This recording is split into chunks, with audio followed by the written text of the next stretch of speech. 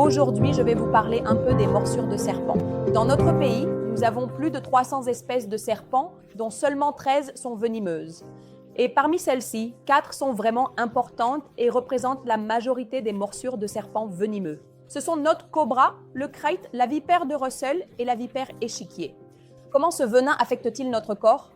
Une fois que le venin entre dans notre corps, il nous affecte de 3 manières principales. Premièrement, il provoque des dommages tissulaires dans les zones locales, des dommages cellulaires dans les zones locales. Deuxièmement, il peut s'agir d'une toxine neurotoxique qui provoque une paralysie musculaire, entraînant finalement une insuffisance respiratoire et la mort. Troisièmement, ils peuvent affecter la coagulation de notre sang et ces patients saigneraient à mort, littéralement avec la vipère de Russell et la vipère échiquier. Ces vipères, elles provoquent des effets, elles affectent le profil de coagulation. Ainsi, ces patients se présenteraient avec des saignements continus au site des morsures de croche, où ils pourraient avoir des saignements des gencives, des hémorragies conjonctivales, où vous pourriez trouver des ecchymoses ailleurs sur le corps, des saignements dans les urines.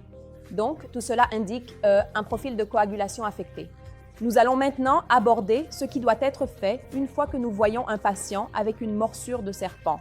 Dès que vous constatez qu'un patient a eu cela, la première chose à faire est de le rassurer pour qu'il ne s'inquiète pas. Faites immédiatement allonger le patient à plat.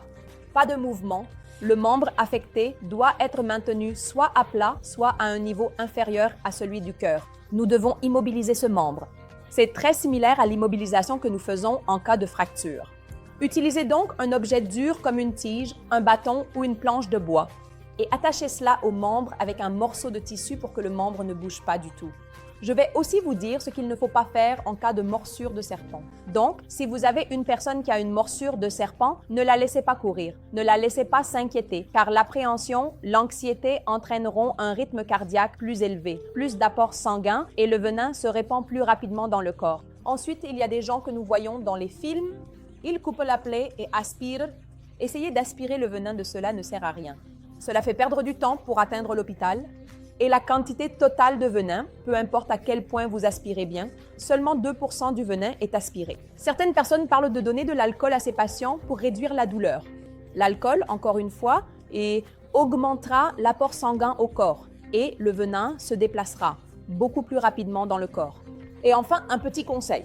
Comment pouvons-nous prévenir les morsures de serpent?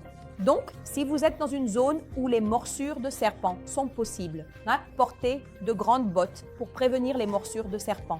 Si une personne dort à l'extérieur, il est préférable de dormir dans une tente fermée. Ou simplement un simple moustiquaire vous couvrant complètement peut prévenir les morsures de serpent pendant que vous dormez. Alors, restez en sécurité, amis, et vous devriez savoir comment réagir si jamais vous vous trouvez dans une telle situation. Merci beaucoup.